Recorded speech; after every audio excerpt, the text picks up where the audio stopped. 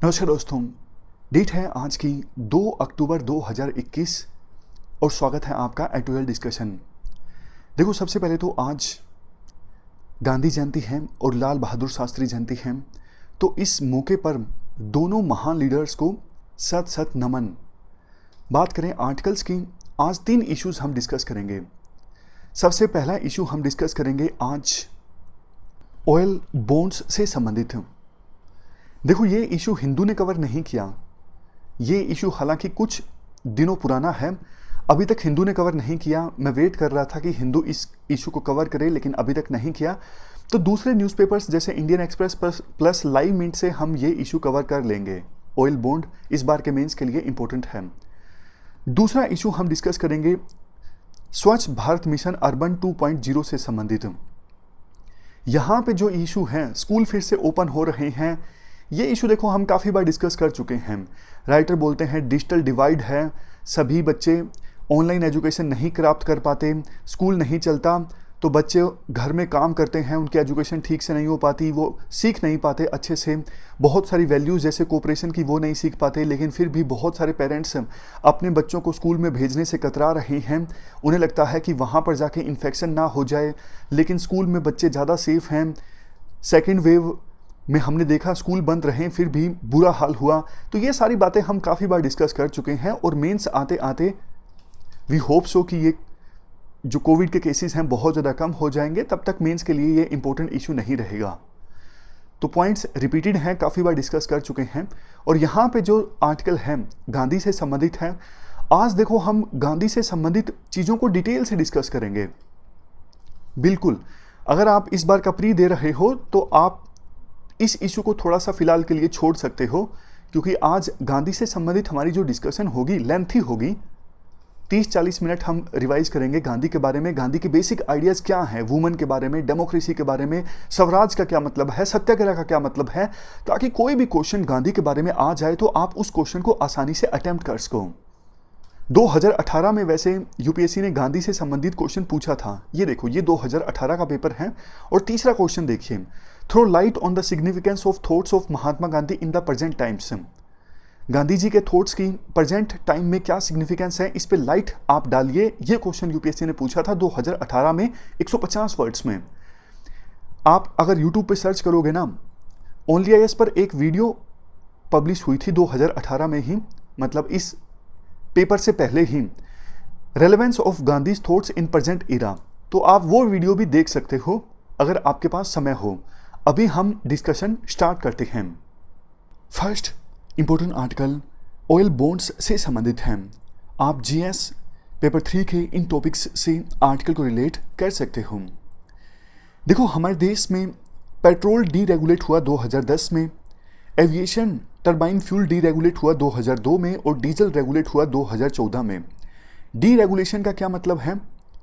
Deregulation का ये मतलब है इससे पहले, यानी डीरेगुलेशन से पहले सरकार का सीधा इंटरफेरेंस होता था पेट्रोल और डीजल के दामों में। जैसे देखो, 2010 से पहले सरकार पेट्रोल के दाम फिक्स कर देती थी। तो जब ऑयल मार्केटिंग कंपनीज बोलती सरकार को कि आपने तो पेट्रोल के दाम फिक्स कर दिए, आप बोल रहे हो कि पेट्रोल बेचिए 30 रुपये में, लेकिन इंटरनेशनल मार्केट में तो पेट्रोल के दाम इतने हाई हैं, हमें तो घाटा होगा। तो सरकार उन ऑयल मार्केटिंग कंपनीज को बोलती कि आप चिंता मत कीजिए, आपको घाटा हो रहा है, उसकी भरपाई हम करेंगे, हम आपको पैसा दे देंगे। तो सही है। अब आपके मन में आया होगा कि सरकार ऐसा करती क्यों थी, मतलब ऑयल मार्केटिंग कंपनीज को बोला क्यों करती थी कम दाम में ऑयल बेचने के लिए? इसका आंसर सिंपल है, जनता को राहत पहुंचाने के लिए। इसलिए सरकार सीधा सीधा डीरेगुलेशन से पहले ऑयल प्राइसेस में इंटरफेयर करती थी। लेकिन देखो, सरकार पर जब पैसों का बर्डन बढ़ने लगा पेट्रोल और डीजल के प्राइसेस में इंटरफेरेंस के कारण, तो सरकार ने 2010 में पेट्रोल को डीरेगुलेट कर दिया, यानी सब कुछ ऑयल मार्केटिंग कंपनीज पर छोड़ दिया कि भैया जितना दाम है इंटरनेशनल मार्केट में आप उसी हिसाब से बेचिए, हम कुछ बीच में नहीं करने वाले।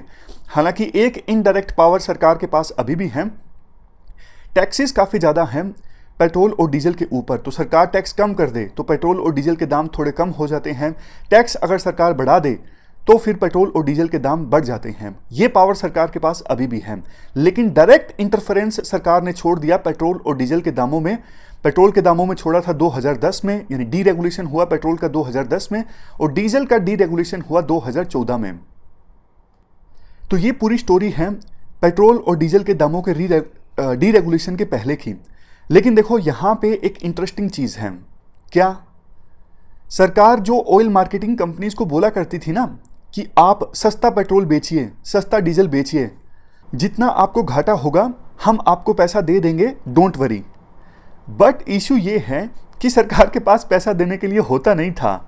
सरकार बोल देती थी कि आप सस्ता तेल बेचिए, हम पैसे आपको दे देंगे, लेकिन सरकार के पास इतने पैसे होते ही नहीं थे उन्हें देने के लिए। तो सरकार ने एक तरीका निकाला। सरकार ने ऑयल मार्केटिंग कंपनीज को बोला कि हम आपको बॉन्ड इशू कर देते हैं, ऑयल बॉन्ड। बॉन्ड आपको पता है सिर्फ एक पीस ऑफ पेपर होता है जिसमें लिखा होता है इतने रुपए मुझे आपको देने हैं, इतने साल में मैं दूंगा, फॉर एग्जांपल 7 साल, और हर साल इतना इंटरेस्ट मैं आपको दूंगा, फॉर एग्जांपल 6%, 7%। तो सरकार ने ऑयल मार्केटिंग कंपनीज को पेमेंट डिले करने के लिए उनको ऑयल बॉन्ड इशू कर दिए। तो उस समय तो सरकार का पीछा छूट गया, क्योंकि इमीडिएट पैसे देने की आवश्यकता थी नहीं, ऑयल बॉन्ड इशू हो गए, और ऑयल बॉन्ड की मैच्योरिटी फॉर एग्जांपल 10 सालों की है। तो अब देखो वो 10 सालों के लिए जो ऑयल बॉन्ड इशू किए गए थे ना, उनका मैच्योरिटी टाइम अब आने लगा है। एनडीए की सरकार के बाद तो ऑयल बॉन्ड इशू नहीं हुए, क्योंकि उससे पहले ही पेट्रोल और डीजल के जो दाम है वो डीरेगुलेट हो गए थे। लेकिन यूपीए की सरकार के दौरान जो ये ऑयल बॉन्ड इशू किए गए थे, उनकी मैच्योरिटी का टाइम अब धीरे धीरे आ गया है। तो अब वो प्रिंसिपल भी लुटाना पड़ेगा सरकार को इन ऑयल मार्केटिंग कंपनीज को। टोटल देखो उस समय 1,30,000 करोड़ के ये ऑयल बॉन्ड इशू किए गए थे, जिसका मैच्योरिटी टाइम यहां पे लिखा हुआ है 2021, 23, 24। इतना डिटेल में आपको याद रखने की आवश्यकता नहीं है। इन 1,30,000 करोड़ का सरकार ने जो ऑयल बॉन्ड इशू किया, उसका इंटरेस्ट भी सरकार ने भरा है, क्योंकि इतने समय तक प्रिंसिपल नहीं लौटाया ना, तो इंटरेस्ट तो सरकार को भरना ही पड़ रहा है। अब कंटेस्ट ये है, सरकार ने बोला है, जो हमारी फाइनेंस मिनिस्टर है निर्मला सीतारमण ने बोला है, हम पेट्रोल और डीजल के दाम इसलिए कम नहीं कर पाते क्योंकि हमें प्रीवियस गवर्नमेंट के द्वारा जो ऑयल बॉन्ड इशू किए गए थे ना, वो पैसा भी लौटाना है, उनकी मैच्योरिटी का टाइम अब आ रहा है। इस वजह से हमारे पास इतना पैसा नहीं है कि एक तरफ हम ऑयल मार्केटिंग कंपनीज को भी पैसा लौटा दें ऑयल बॉन्ड का, और दूसरी तरफ जनता के लिए भी हम टैक्स कम कर दें। तो ये बोला है निर्मला सीतारमण ने। अब देखो ये एस्पेक्ट आता है, इन ऑयल बॉन्ड्स को इशू करने के पीछे सरकार का रैशनल क्या था, लॉजिक क्या था। अब एक चीज तो आपको सीधा सीधा पता है, सरकार के पास पैसे ही नहीं थे, मजबूरी थी ऑयल बॉन्ड्स को इशू करना। दूसरा देखो, सरकार ये चाहती थी अभी फिस्कल डेफिसिट ना बढ़े, क्योंकि उस समय फाइनेंशियल क्राइसिस भी तो आए थे ना। तो सरकार ये चाहती थी कोई बात नहीं, पैसा हम बाद में लौटा दें, अभी एक लेवल से ज़्यादा फिस्कल डेफिसिट नहीं बढ़ना चाहिए, इसलिए अभी ऑयल बॉन्ड्स इशू कर देते हैं ताकि इमीडिएट हमें पैसा ऑयल मार्केटिंग कंपनीज को ना देना पड़े। तीसरा, जनता को देखो राहत पहुंचानी जरूरी थी, इसीलिए सरकार इंटरफेयर करती थी ना पेट्रोल और डीजल के दाम में। सरकार क्या कहती थी ऑयल मार्केटिंग कंपनीज को कि आप तेल सस्ता बेचिए ताकि कम से कम जनता को राहत पहुंचे, और आपका जो घाटा होगा उसकी भरपाई हम कर देंगे। तो ये रैशनल था। बट इश्यूज क्या थे? सबसे पहला तो देखो, ये तो वही बात हो गई ना, अभी आपको पैसे नहीं लौटाने पड़ रहे हैं, बाद में तो लौटाने पड़ेंगे ना। ओवरऑल जो सरकार का डेट है, कर्ज है, वो तो इंक्रीज हुआ ही है ना। दूसरा, ये तो वही बात हो गई कि आप प्रेजेंट जनरेशन जो है उन पर थोड़ा बर्डन कम कर रहे हो, लेकिन आने वाली जो जनरेशन है उस पर तो बर्डन ज़्यादा रहेगा ना। यानी आप बर्डन को पास ऑन कर रहे हो नेक्स्ट जनरेशन के लिए। 10 साल पहले की जो जनरेशन थी, मतलब 10 साल में जनरेशन का फर्क तो नहीं आ गया है, कहने का मतलब है कि 10 साल पहले आपको पैसे नहीं देने पड़े, 10 साल बाद अभी तो आपको पैसे देने पड़ रहे हैं ना। या तो पैसे माफ हो जाएं तो अलग बात है, बस आपने ये बर्डन जो है वो थोड़े टाइम के लिए डिले कर दिया। नेक्स्ट चीज देखो, अगर आप कोई इंफ्रास्ट्रक्चर डेवलप कर रहे हो, उसके लिए आपने कोई लोन लिया है, तो देखो अच्छी बात है, कम से कम आप इंफ्रास्ट्रक्चर डेवलप कर रहे हो और इससे देश को फायदा होगा, इंफ्रास्ट्रक्चर से ईज ऑफ डूइंग बिजनेस अच्छा होगा, देश की इकोनॉमी में इसमें वैल्यू कंट्रीब्यूट हो रही है, तब तो अच्छा है। आपने कुछ किया नहीं उस पैसों का, बस आपने फिजिकल डेफिसिट को कम करने के लिए ऑयल बॉन्ड इशू कर दिए। लॉन्ग टर्म वैल्यू तो कुछ नहीं है ना। अगर सरकार देखो लोन लेती है इंफ्रास्ट्रक्चर डेवलप करने के लिए, कम से कम इसकी लॉन्ग टर्म वैल्यू तो है। तो ये इश्यूज और कंसर्न्स हैं। सजेशंस क्या हैं? फर्स्ट सजेशन है कि आप ग्रीनर इकोनॉमी की तरफ शिफ्ट हो जाओ, मतलब कि रिन्यूएबल सोर्सेज ऑफ एनर्जी पर आप ज़्यादा फोकस करो। दूसरा, सब्सिडी बर्डन को आप रेशनलाइज कर दो। देखो, सरकार पेट्रोल और डीजल के दाम कम करती है तो इसका फ़ायदा सबको होता है, चाहे वो अमीर हो गरीब हो। अब अमीर लोग जिनके पास देखो महंगी महंगी गाड़ियां हैं, वो अपनी गाड़ियों में पेट्रोल और डीजल डलवाते हैं, तो सरकार जो सब्सिडी देती है उसका लाभ तो उन्हें भी हो रहा है ना। तो सरकार सब्सिडी बर्डन को रेशनलाइज करे, यानी जिन लोगों को सब्सिडी का फ़ायदा होना चाहिए उन लोगों को ही हो।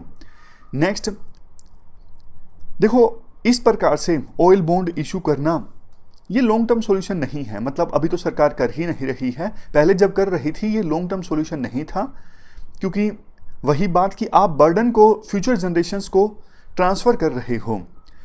तो एक बैलेंस सरकार को इस्टेब्लिश करना चाहिए, ताकि रिसोर्स कंस्ट्रेंट्स हैं सरकार के पास, अच्छी बात है, राहत पहुंचानी है वो भी अच्छी बात है, लेकिन दोनों चीज़ों के बीच में सरकार एक बैलेंस इस्टेब्लिश करें। तो ये हमने पूरा इशू डिस्कस किया ऑयल बॉन्ड्स से संबंधित। चलते हैं आगे। इसके बाद नेक्स्ट आर्टिकल स्वच्छ भारत मिशन अर्बन फेज 2 के बारे में है। आप जीएस पेपर 2 के इस टॉपिक से आर्टिकल को रिलेट कर सकते हो। क्या कंटेस्ट है? गांधी जयंती से पहले प्रधानमंत्री मोदी ने स्वच्छ भारत मिशन अर्बन और अमृत यानी Atal mission for rejuvenation and urban transformation का फेज 2 लॉन्च किया। 7 साल पहले स्वच्छ भारत मिशन लॉन्च हुआ था। अब 7 साल बाद सेकेंड फेज प्रधानमंत्री मोदी ने स्वच्छ भारत अर्बन का लॉन्च किया है। देखो, ऑलमोस्ट 100 साल पहले गांधी जी इन चीज़ों पर फोकस किया करते थे, सैनिटेशन पर, साइंटिफिक वेस्ट मैनेजमेंट पर, लेकिन 100 साल बाद भी हम हमारे देश में ये चीज़ें नहीं इंश्योर कर पाए हैं। आप वियतनाम से कंपेयर कीजिए। देखो, वियतनाम और इंडिया में per capita income almost same है, लेकिन वियतनाम में आप सड़कें देखिए कितनी साफ़ सफाई है। वियतनाम में वहाँ की जो सिटीज़ हैं उनकी कैपेसिटी काफ़ी ज़्यादा है वेस्ट को मैनेज करने की, लेकिन इंडिया में वो कैपेसिटी नहीं देखने को मिलती सिटीज़ की। स्वच्छ भारत मिशन अर्बन 2.0 जो है, इस पर लागत आएगी 1,41,000 करोड़। मकसद ये है गार्बेज फ्री सिटीज़ पर फोकस करना, और वो सिटीज़ जो अमृत प्लान में कवर्ड नहीं हैं वहाँ पर urban grey and black water management, ये फोकस है स्वच्छ भारत मिशन अर्बन 2.0 का। फर्स्ट फेज में मिशन ने देखो टोटल 14,622 करोड़ रुपए एलोकेट किए थे, लेकिन रिलीज़ कम हुए, रिलीज़ हुए 11,090 करोड़ रुपए, तो 3,532 करोड़ रुपए बकाया हैं, ये रिलीज़ करने अभी बाकी हैं। इतने रुपयों का अभी बैलेंस है। देखो, वेस्ट को मैनेज करने की कैपेसिटी हमारे देश की सिटीज़ में कम है। टोटल 1,40,000 टन वेस्ट जनरेट होता है, लेकिन मैनेज हो पाता है सिर्फ 1 लाख टन सॉलिड वेस्ट। तो हमें सर्कुलर इकोनॉमी की तरफ जाना जरूरी है। सर्कुलर इकोनॉमी में देखो क्या होता है, प्रोडक्ट्स की रीसाइक्लिंग पर, प्रोडक्ट्स की रिपेयर पर, प्रोडक्ट्स की रीयूज पर फोकस होता है। तो सर्कुलर इकोनॉमी में रिसोर्सेज का अच्छे से यूटिलाइजेशन हो जाता है। इसके बाद नेक्स्ट कुछ सजेशंस आर्टिकल में ये दिए जाते हैं। अभी देखो मॉडल ये है, सरकार बड़ी बड़ी कॉरपोरेशंस को बड़े बड़े कॉन्ट्रैक्ट्स दे देती है वेस्ट मैनेज करने के लिए, लेकिन वेस्ट को मैनेज करने का जो काम है ना, वो डिसेंट्रलाइज्ड होना चाहिए, कम्युनिटी लेवल पर होना चाहिए। अभी हाउस होल्ड को कोई इंसेंटिव नहीं मिलता कि सोर्स लेवल पर ही आप वेस्ट को अलग अलग करके रखो, कौन सा जो वेस्ट है वो डिग्रेडेबल है, कौन सा नॉन डिग्रेडेबल है। आप हाउस होल्ड्स को भी थोड़ा इंसेंटिव दो ताकि वो भी वेस्ट मैनेज करने में अपनी भूमिका निभाएं। बहुत सारी चीज़ें सरकार कर तो देती हैं, लेकिन उन्हें सस्टेन नहीं कर पाती।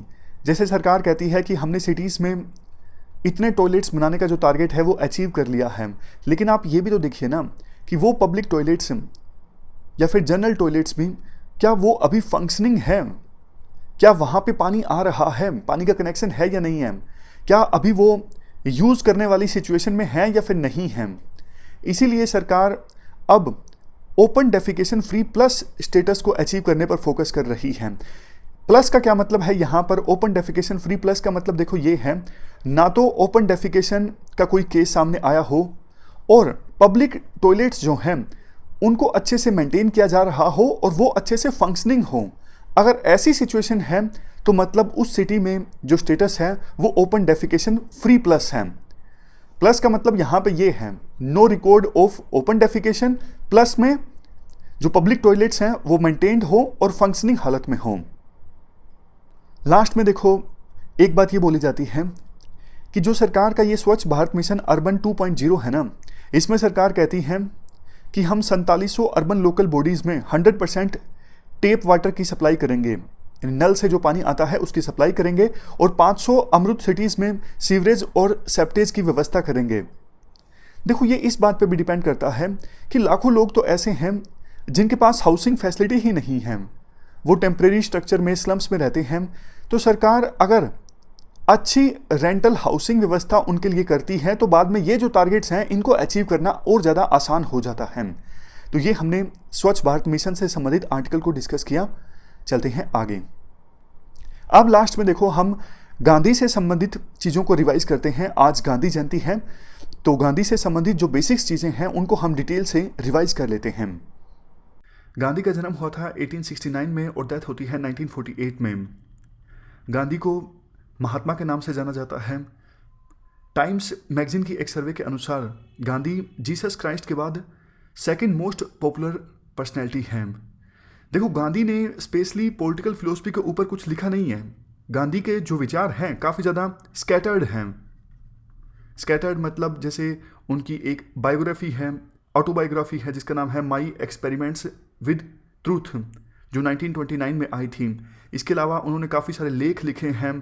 तो इन सब चीज़ों से हमें गांधी के विचारों को पता लगता है। गांधी ने तो डिनाई किया था कि गांधीज़म के नाम से कोई स्कूल ऑफ थॉट है भी। इवन प्रोफेसर हुमायूं कबीर भी यही कहते हैं। गांधी को हम पॉलिटिकल फिलोसफर नहीं कह सकते कन्वेंशनल सेंस में, जबकि दूसरी तरफ विपिन चंद्रा का ये मानना है गांधी ग्रेट साइकोलॉजिस्ट थे क्योंकि वो मासिस के सेंटिमेंट्स को, साइकोलॉजी को आसानी से समझ लेते थे। स्ट्रेटजी बहुत अच्छी बनाते थे गांधी, कब किसी मूवमेंट को शुरू करना है, कब किसी मूवमेंट को ख़त्म करना है, वो एक्सपर्ट थे इस चीज़ में। और पॉलिटिशियन बहुत ही ज़बरदस्त थे। जैसे जैसे देखो टाइम बीता हमें ये एहसास होता गया गांधी के जो विचार हैं उन विचारों की एप्लीकेशंस हैं हर एक फील्ड में, इकोनॉमिक फील्ड में, सोशल फील्ड में, पॉलिटिकल फील्ड में। तो धीरे धीरे गांधी के जो विचार थे वो अपने आप एक आइडियोलॉजी की शक्ल लेते गए, गांधीज़म। समझ गए? यानी धीरे धीरे जैसे जैसे टाइम बीता गया हमें एहसास होता गया गांधी के विचारों में एक पूरा उनका वर्ल्ड व्यू झलकता है, किस प्रकार के वर्ल्ड की उन्होंने कल्पना की थी। इवन कुछ लोग ऐसे हैं जो अपने आप को गांधीयन बताते हैं, तो हम ये तो नहीं कह सकते कि गांधीज़म जो है वो एग्जिस्ट ही नहीं करता है as a school of thought. Gandhi पर इन्फ्लुएंस किसका देखने को मिलता है? सबसे ज़्यादा इन्फ्लुएंस गांधी के ऊपर है देखो उनकी माता का। उनकी माता जी बहुत ही ज़्यादा रिलीजियस थी, धार्मिक थी। इसके अलावा गांधी जी बहुत से धर्मों से इंस्पायर होते हैं, for example Vaishnavism, Jainism, Christianity. कुछ और लोग जिनसे गांधी इन्फ्लुएंस्ड हैं, for example Leo Tolstoy, Thoreau, John Ruskin, Edward Carpenter. हम बात करें गांधी की एपिस्टोमोलॉजी क्या है। देखो एपिस्टोमोलॉजी का मतलब होता है स्कूल ऑफ थॉट या फिर थ्योरी ऑफ नॉलेज। मतलब गांधी किस स्कूल से संबंध रखते हैं, लिबरल हैं, सोशोलॉजिस्ट हैं, मार्क्सिस्ट हैं, किस स्कूल से हैं? इसका आंसर है post modernism. Gandhi post modernist हैं। पोस्ट मॉडर्निज्म में हमने क्या डिस्कस किया था याद कीजिए, फूको, डराइडा, वो सब पोस्ट मॉडर्निस्ट हैं। अगर देखो हम गांधी की पॉलिटिकल फिलोसफी की बात करें तो हम गांधी को मोरल एनार्किस्ट कह सकते हैं। बाद में आएगा उन्हें मोरल एनार्किस्ट क्यों कहा जाता है। हम गांधी के इन थॉट्स को डिटेल से डिस्कस करेंगे। गांधी ने नॉन वायलेंस के ऊपर क्या कहा है, सत्याग्रह के बारे में क्या कहा है, उनका सत्याग्रह का कंसेप्ट क्या है, स्वराज का कंसेप्ट क्या है, सर्वोदय का कंसेप्ट क्या है। गांधी मॉडर्न सिविलाइजेशन को किस प्रकार से क्रिटिसाइज करते हैं, गांधी की थ्योरी क्या है, एंड मीन्स की राइट्स एंड ड्यूटीज़ के बारे में गांधी के क्या व्यूज़ हैं, और सबसे लास्ट में स्टेट डेमोक्रेसी और वुमेन एजुकेशन के बारे में गांधी के क्या व्यूज़ हैं। एक एक करके इन सबको हम डिटेल से डिस्कस करेंगे। सबसे पहले हम बात करते हैं नॉन वायलेंस की। नॉन वायलेंस देखो एक प्रकार से कोर प्रिंसिपल है गांधीज्म का। गांधी कुछ भी कहते हो, नॉन वायलेंस को वो हर एक मैटर में प्रायोरिटी देते हैं। तो आप कह सकते हो नॉन वायलेंस फंडामेंटल प्रिंसिपल है गांधीज्म का। जैसे देखो हम धर्म को फॉलो करते हैं, किसी धर्म के रिचुअल्स को फॉलो करते हैं, उसी प्रकार से नॉन वायलेंस गांधी के लिए एक मैटर ऑफ रिलीजन था। गांधी के अनुसार लाइफ का ऑब्जेक्टिव है सच को समझना या फिर गॉड को समझना। गांधी के लिए truth is equal to God था, यानी भगवान is equal to God. Gandhi कहते थे हर एक पर्सन का ऑब्जेक्टिव ये है लाइफ में सच को समझना।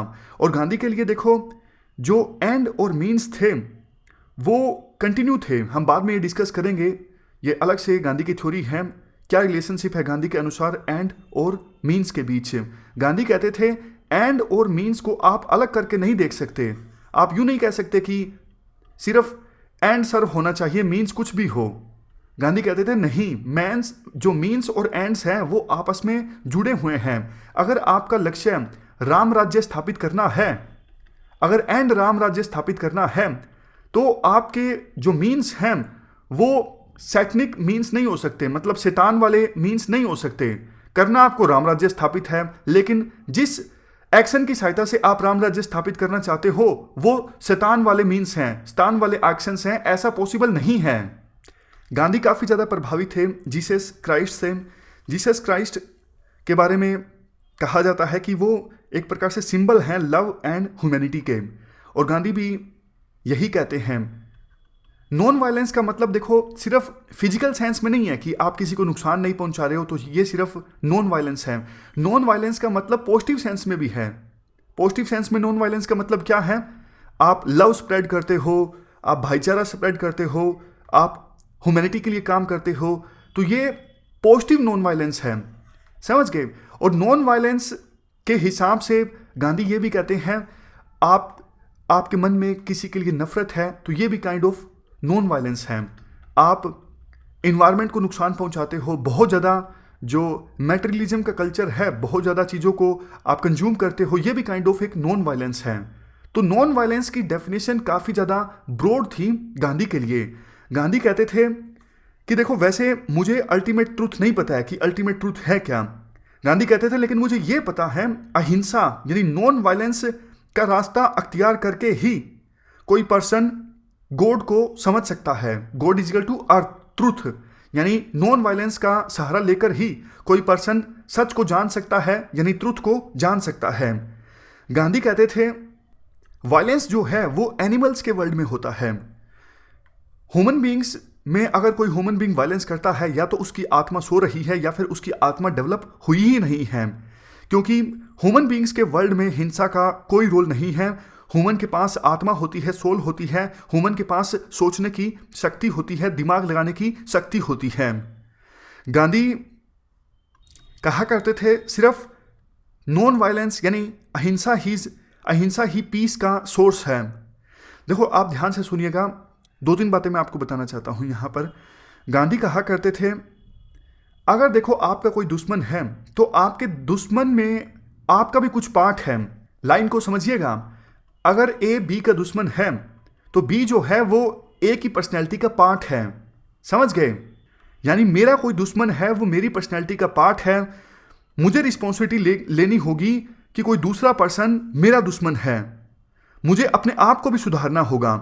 गांधी कहते हैं कोई देखो दूसरे पर्सन को हर्ट नहीं कर सकता, नुकसान नहीं पहुंचा सकता जब तक कि कोई वो अपने आप को नुकसान ना पहुंचा दे।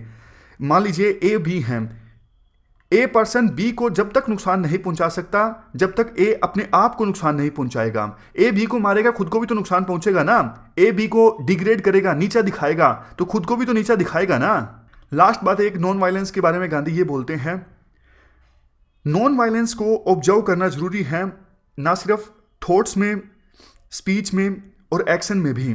ये लाइन काफ़ी इंपॉर्टेंट है। नॉन वायलेंस को ऑब्जर्व करने का सुझाव दिया गया था गांधी के द्वारा। ना सिर्फ थॉट्स में, किसी के बारे में आप बुरा सोचो भी मत, किसी को हर्ट करने की सोचो भी मत, ना किसी को धमकी दो कि मैं आपको हर्ट करूंगा, और फिजिकली तो बिल्कुल भी मत करो। ये देखो यहाँ पर, टू ऑब्जर्व अहिंसा इन थॉट्स, स्पीच एंड एक्शन। तो ये पूरा कंसेप्ट है गांधी का नॉन वायलेंस का। नेक्स्ट अब हम डिस्कस करेंगे सत्याग्रह के बारे में। नॉन वायलेंस के बारे में हम डिस्कस कर चुके हैं। सत्याग्रह का देखो सिंपल मतलब है सत्य का आग्रह, मतलब होल्डिंग द ट्रूथ। ये एक प्रकार से गांधी की पॉलिटिकल टेक्निक है प्रोटेस्ट की। गांधी अपनी मूवमेंट्स में, चाहे वो नॉन कोऑपरेशन मूवमेंट हो, सिविल डिसोबीडियंस मूवमेंट हो, सत्याग्रह का मेथड गांधी के द्वारा अपनाया जाता है प्रोटेस्ट करने के लिए। ये टेक्निक विकसित की गई थी साउथ अफ्रीका में, और इंडिया में सबसे पहले ये टेक्निक लोकल लेवल पे अप्लाई गई, चंपारण में, खेड़ा में, और बाद में पूरे इंडिया में इस टेक्निक को अप्लाई किया गया गांधी के द्वारा। समय के अनुसार गांधी एक्सपेरिमेंट भी करते रहे अपनी सत्याग्रह की टेक्निक के साथ, और धीरे धीरे परफेक्शन की ओर आती रही ये टेक्निक सत्याग्रह की। For example civil disobedience movement, Gandhi ने ना सिर्फ मास सत्याग्रह की रणनीति अपनाई बल्कि इंडिविजुअल सत्याग्रह की भी रणनीति अपनाई। 1942 के आसपास इंडिविजुअल सत्याग्रह की शुरुआत की थी गांधी ने। आपको याद होगा सबसे पहले पर्सन थे विनोबा भावे, दूसरे पर्सन थे नेहरू। यहाँ पे देखो डिफरेंस है। अरबिंदो घोष की जब हमने बात की थी तो अरबिंदो घोष पैसिव रेसिस्टेंस की रणनीति अपनाने की बात करते हैं, लेकिन जो पैसिव रेसिस्टेंस है वो सत्याग्रह से अलग है। डिफरेंस है, यूपीएससी काफी बार पूछ लेती है पैसिव रेसिस्टेंस और सत्याग्रह के बीच में क्या डिफरेंस है। दोनों में नॉन वायलेंस है, लेकिन देखो ऐसा नहीं है। सत्याग्रह में तो नॉन वायलेंस है ही। सत्याग्रह तो एक प्रकार से नॉन वायलेंस की एप्लीकेशन है। सत्याग्रह के कोर में है नॉन वायलेंस, यानी मैटर ऑफ फेथ है नॉन वायलेंस सत्याग्रह के लिए। लेकिन दूसरी तरफ पैसिव रेसिस्टेंस में वायलेंस को यूज नहीं किया जा रहा है। हो सकता है सिचुएशन की वजह से, मतलब जिस पर्सन के द्वारा पैसिव रेसिस्टेंस को अपनाया जा रहा है, नॉन वायलेंस उस पर्सन के लिए मैटर ऑफ फेथ नहीं है। बस यूं है कि वो पर्सन अभी फिलहाल कमजोर है, उसके पास ताकत नहीं है, इसलिए उस पर्सन के द्वारा वायलेंस का इस्तेमाल नहीं किया जा रहा है। समझ गए? यानी सत्याग्रह के कोर में है नॉन वायलेंस, लेकिन पैसिव रेसिस्टेंस के कोर में नॉन वायलेंस नहीं है। सिचुएशन ऐसी है इसलिए नॉन वायलेंस है पैसिव रेसिस्टेंस में। नेक्स्ट डिफरेंस, पैसिव रेसिस्टेंस में देखो सामने वाले को दुश्मन माना जाता है, लेकिन सत्याग्रह में ऐसा नहीं होता।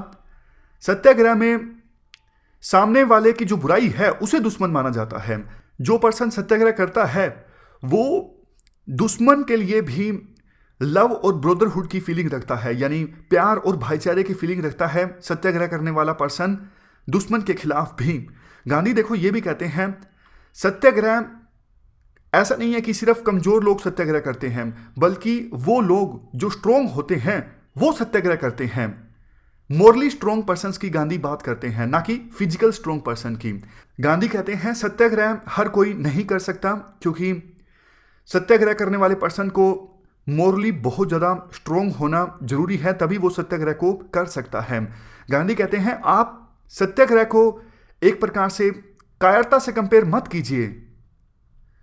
सत्याग्रह करने वाला पर्सन कायर नहीं है, वो बहुत ज़्यादा स्ट्रोंग है, वो मोरली स्ट्रोंग है, बेशक फिजिकली वो स्ट्रोंग हो या फिर ना हो। गांधी ये भी कहते हैं कायरता और वायलेंस में से, दोनों में से, यानी कायरता और वायलेंस दोनों में से किसी एक का चुनाव करना पड़े तो वो चुनाव करेंगे वायलेंस का।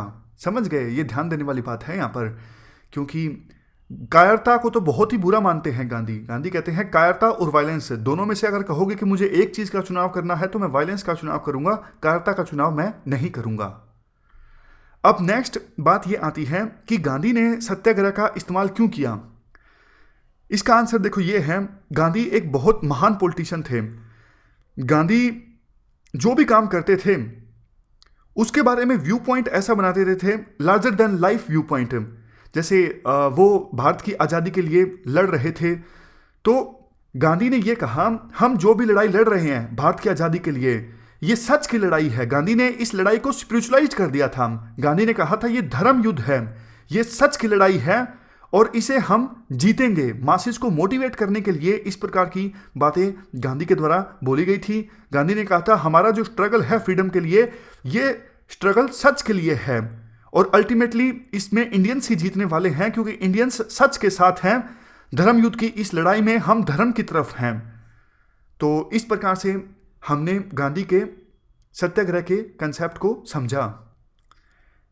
वैसे देखो, काफ़ी बार एक क्वेश्चन ये भी पूछ लिया जाता है कि सत्याग्रह का जो कंसेप्ट है, क्या आज के टाइम में इसे इंप्लीमेंट करना चाहिए?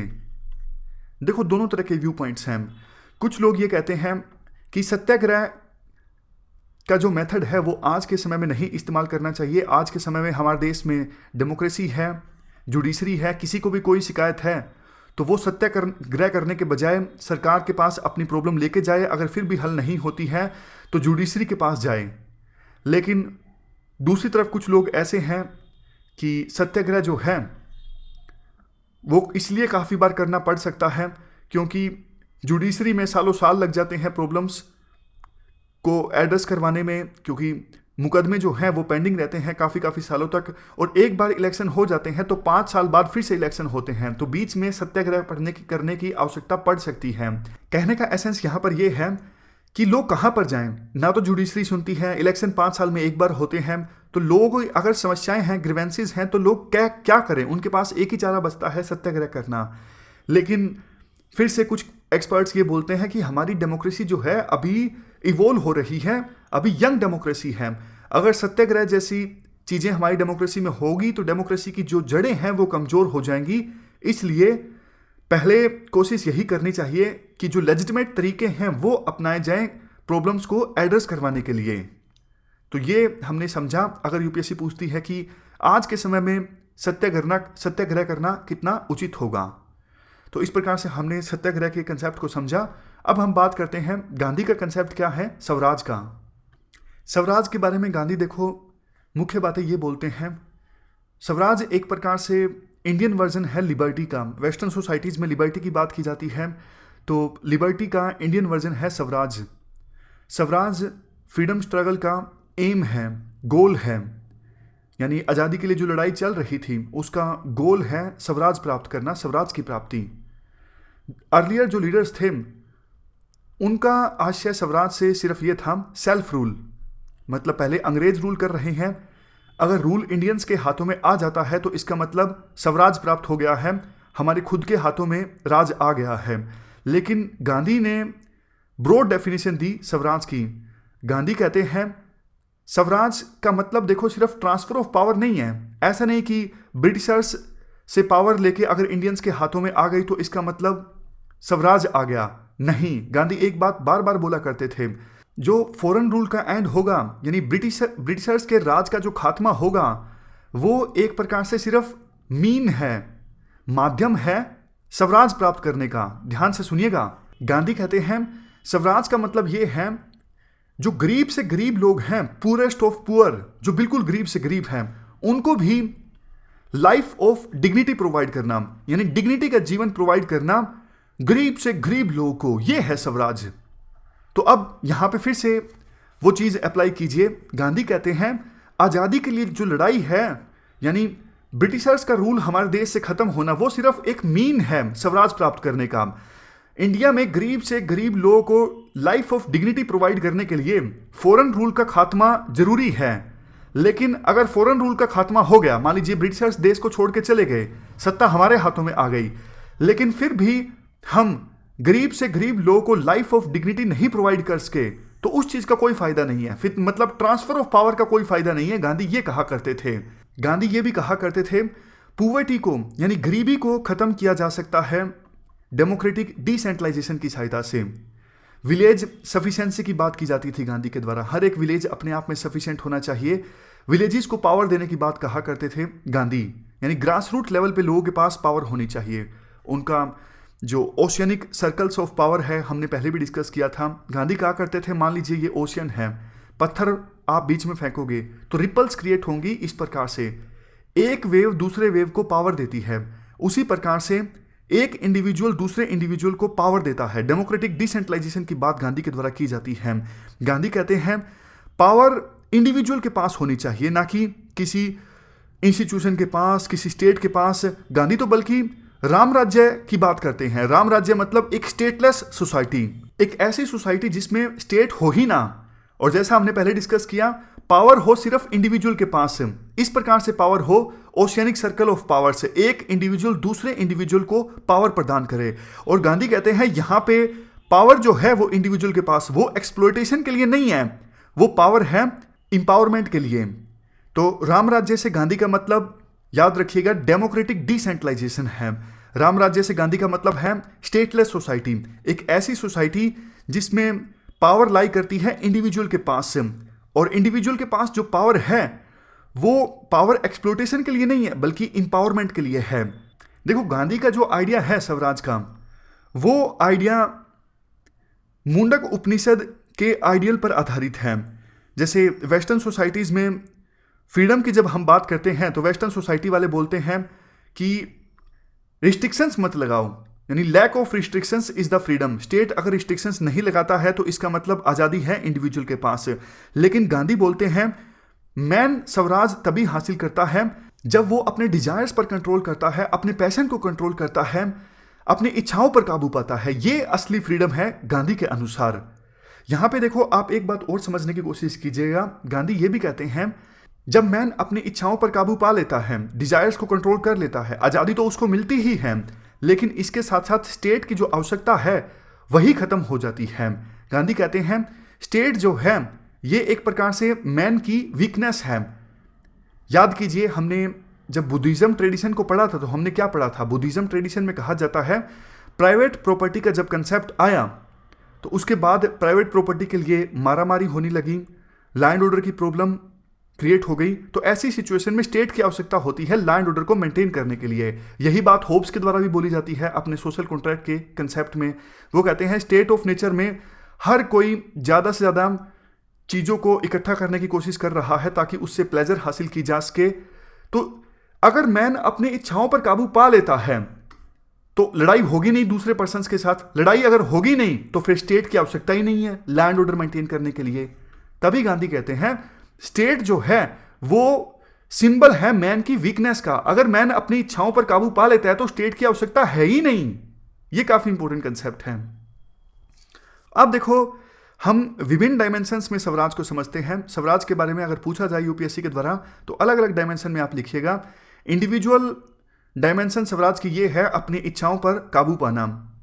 उसके बाद पॉलिटिकल डायमेंशन स्वराज की है democratic decentralisation. Economic dimension swaraj की है प्रोडक्शन बाय मासिस। यहां पे एक बात आप ध्यान दीजिएगा, गांधी कहते हैं मासिस अगर प्रोड्यूस करेंगे तभी देखो एम्प्लॉयमेंट मिलेगा। अगर मशीनों से बड़े स्केल पे प्रोडक्शन होगा तो अनएम्प्लॉयमेंट आएगा, गरीबी और ज़्यादा आएगी। तो प्रोडक्शन बाय मासिस पे फोकस करते हैं गांधी, ना कि मास प्रोडक्शन पे, यानी मशीनों की सहायता से ज़्यादा प्रोडक्शन हो। ये बात गांधी को अच्छी नहीं लगती है। गांधी कहते हैं प्रोडक्शन बाय मासिस होना चाहिए।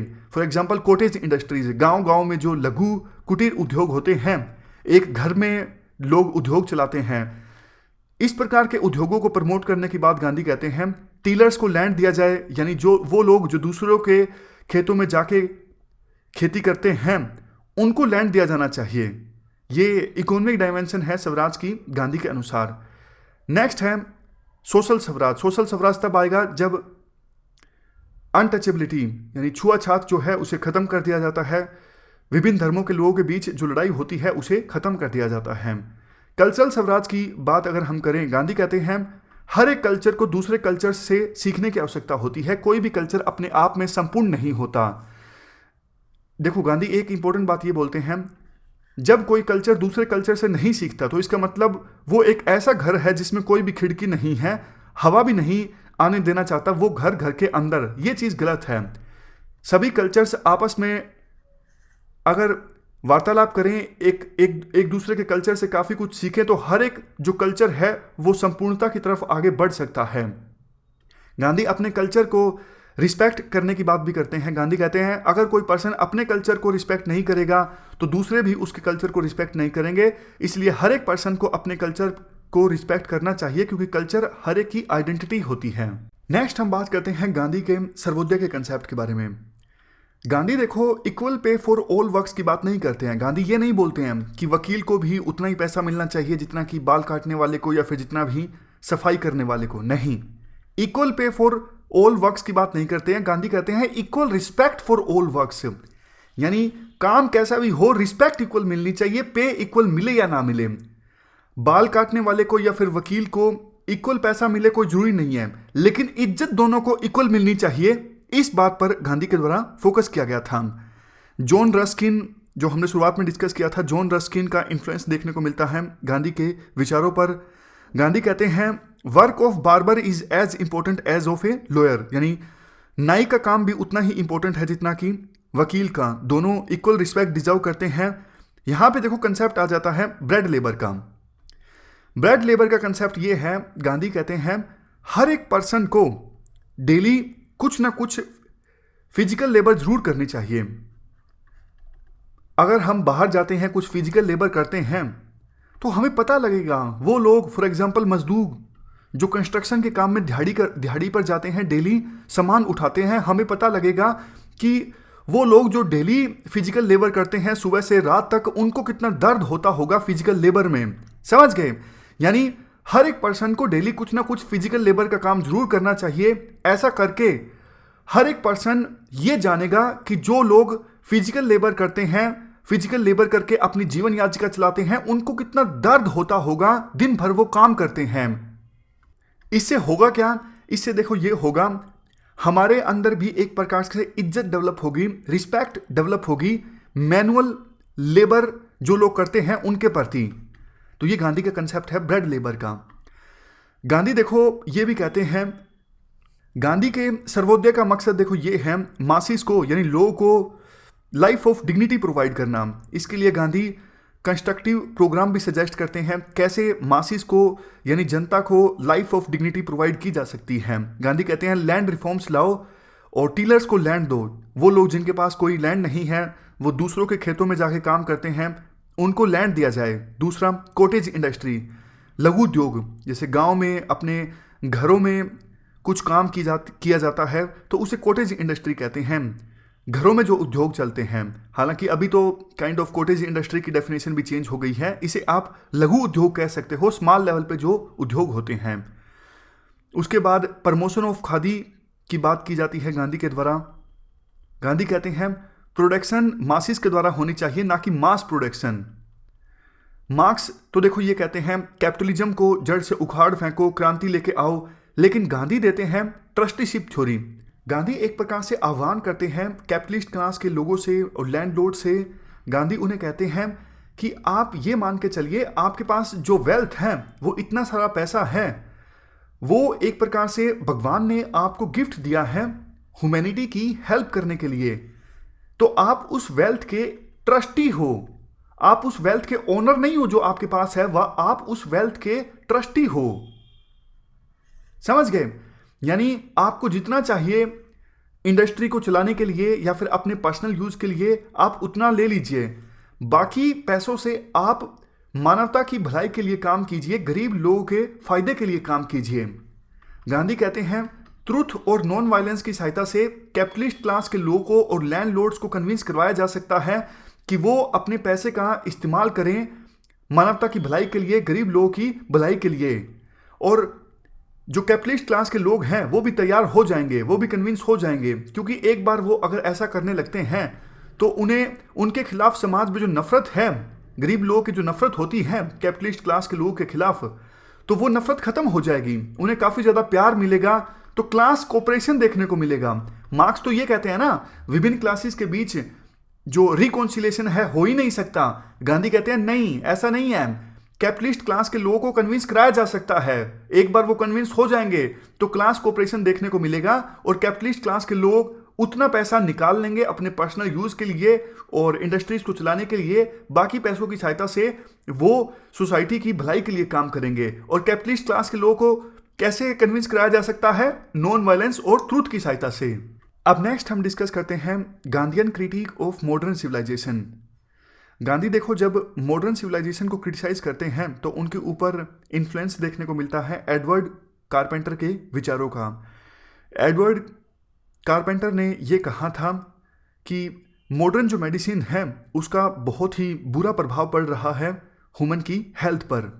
तो इनके विचारों से गांधी प्रभावित होते हैं और वो क्रिटिसाइज करते हैं मॉडर्न सिविलाइजेशन को।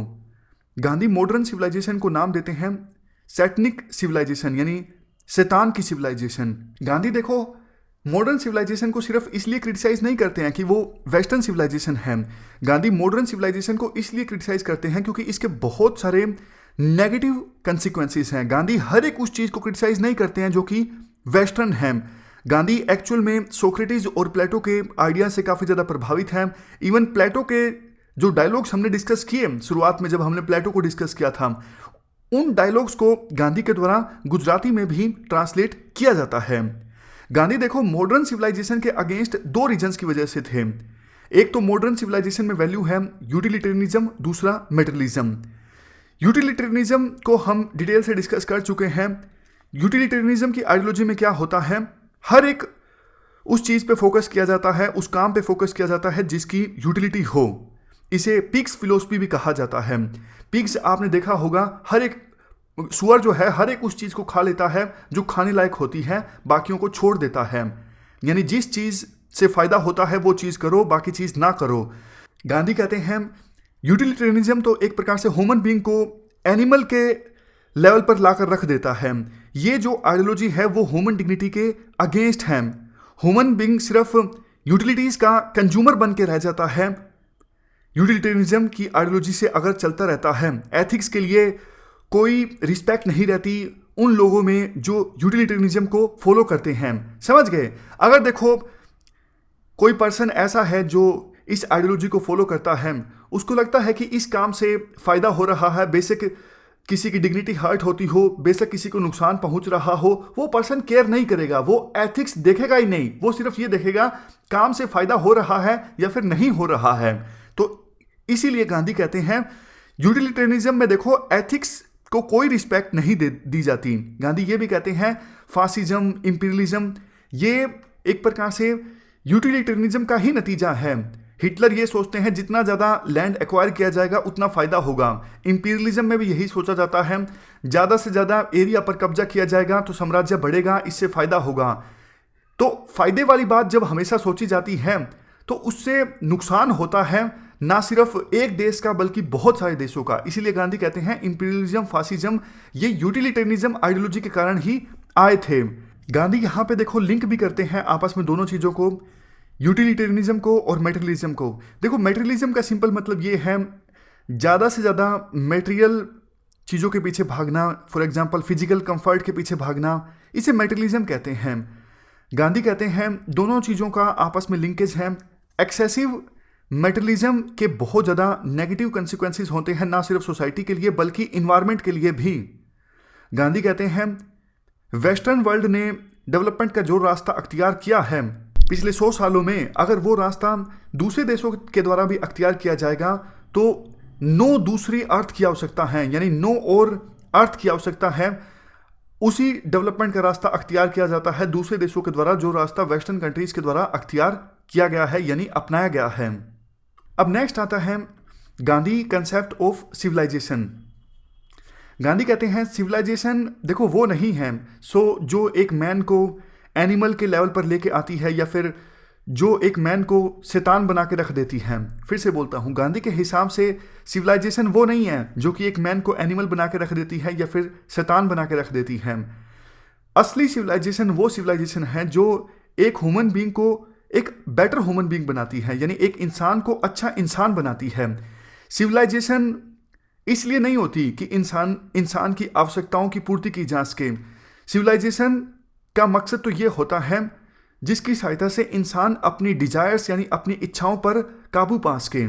गांधी मैकेवली को काफ़ी क्रिटिसाइज करते हैं, मैकेवली की जो विचार हैं उनको क्रिटिसाइज करते हैं। याद कीजिए मैकेवली का क्या कहा करते थे। मैकेवली कहा करते थे पावर और जो एथिक्स हैं वो अलग अलग हैं, यानी इंडिविजुअल लेवल पे पर्सन के जो एथिक्स होते हैं पॉलिटिक्स में उन एथिकल स्टैंडर्ड्स को अप्लाई नहीं किया जा सकता। पॉलिटिक्स में तो एंड जो है वो मायने रखता है, मीन चाहे कुछ भी हो। इस प्रकार की बातें मैकेवली के द्वारा बोली जाती हैं। गांधी कहते हैं वेस्टर्न कंट्रीज के द्वारा दूसरे देशों को जो कॉलोनी बनाया जाता है और वहाँ पे लोगों का एक्सप्लोटेशन होता है और विभिन्न वेस्टर्न कंट्रीज के आपस में बीच में लड़ाई जो होती है दूसरे देशों पर कब्जा करने के लिए, ये और कुछ नहीं है, मैकियावेली का जो आइडिया था पावर पॉलिटिक्स का कि पावर ही सब कुछ है और पॉलिटिक्स में एथिक्स का कोई स्कोप नहीं है, मैकियावेली के इसी आइडिया पर यह सब कुछ हुआ है। यानी सीधा सीधा मैकियावेली को दोषी ठहराया जाता है गांधी के द्वारा। यहाँ पे देखो खास बात यह है, गांधी वेस्टर्न सिविलाइजेशन को इसलिए भी क्रिटिसाइज करते हैं क्योंकि याद होगा ग्राम्स्की को जब हमने डिस्कस किया था, गांधी काउंटर हेगमनी इस्टेब्लिश करना चाहते हैं। ब्रिटेन के लोगों ने जब वो इंडिया में आए तो उन्होंने अपनी हेगमनी इस्टेब्लिश कर ली इंडियंस के माइंड्स में। उन्होंने इंडियंस को बोला कि हम आपको सभ्य बनाने आए हैं, हम आपको मॉडर्नाइज करने आए हैं। तो गांधी एक प्रकार से काउंटर हेगमनी इस्टेब्लिश करना चाहते थे कि आपकी सिविलाइजेशन बेकार है, आप यूं नहीं कह सकते कि हमारी सिविलाइजेशन अच्छी है। गांधी एक प्रकार से लोगों के मन में हम अपनी सिविलाइजेशन की इज्जत पैदा करना चाहते थे ताकि जो ब्रिटिशर्स का रूल है वो गलत न लगने लगे लोगों को। तो ये गांधी का मेन मकसद था। उसके बाद हम बात करते हैं गांधी की क्या थ्योरी है एंड मीन्स के बारे में। गांधी देखो विश्वास करते हैं एंड्स और मीन्स में कंटिन्यूटी होनी चाहिए। मैकियावेली क्या कहा करते थे, मैकियावेली ये कहा करते थे एंड्स मैटर करते हैं, यानी फाइनल रिजल्ट मैटर करता है, चाहे तरीका कुछ भी हो, चाहे एक्शन कैसे भी हो, मीन्स कुछ भी हो, मैटर करता है तो एक ही चीज एंड्स। लेकिन गांधी कहते थे आप एंड और मीन्स को अलग करके नहीं देख सकते, दोनों आपस में जुड़े हुए हैं। गांधी का मानना था बहुत ज्यादा नेगेटिव कंसिक्वेंसेस होंगे इस चीज के अगर आप एंड और मीन्स को अलग अलग करके देखोगे। गांधी इस मामले में गोपाल कृष्ण गोखले के विचारों से काफी प्रभावित हैं। गोपाल कृष्ण गोखले पॉलिटिक्स में स्पिरिचुअलिज्म को इंट्रोड्यूस करने की कोशिश करते हैं और इसी वजह से गांधी गोपाल कृष्ण गोखले को अपना पॉलिटिकल गुरु भी मानते हैं। गांधी को लगता है अगर देखो पॉलिटिक्स में रिलीजन नहीं होगा, एथिक्स नहीं होगा तो ये एक प्रकार से डेथ ट्रैप की तरह है, सब कुछ नष्ट हो जाएगा अगर पॉलिटिक्स में रिलीजन नहीं होगा, एथिक्स नहीं होगा। तो गांधी कहते हैं पॉलिटिक्स में अगर एथिक्स लाया जाता है तो पॉलिटिक्स को लेजिटिमेट बनाया जा सकता है। यहां पर देखो हम सोक्रेटिस के विचारों का इन्फ्लुएंस देख सकते हैं गांधी के विचारों पर। सोक्रेटिस भी तो यही बात बोला करते थे, अच्छी लाइफ जो है वो पॉलिटिकल लाइफ से अलग नहीं है, समझ गए? यानी अच्छी लाइफ पॉलिटिकल लाइफ है, पॉलिटिकल लाइफ अच्छी लाइफ है, दोनों चीजें सेम है। उसी प्रकार से गांधी बोला करते थे पॉलिटिक्स में भी एथिक्स होने चाहिए, पॉलिटिक्स से बाहर भी एथिक्स होने चाहिए। गांधी की एक बुक है हिंद स्वराज, इस बुक में गांधी कहते हैं हम देखो अगर बबूल के बीज बोएंगे तो हम गुलाब के फूल एक्सपेक्ट नहीं कर सकते।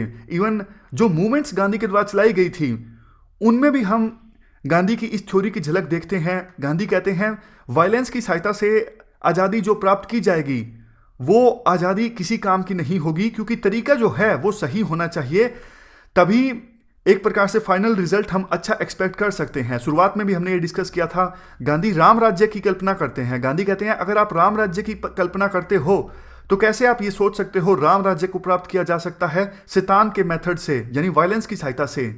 तो ये पूरा कंसेप्ट है गांधी का एंड्स एंड मीन्स का।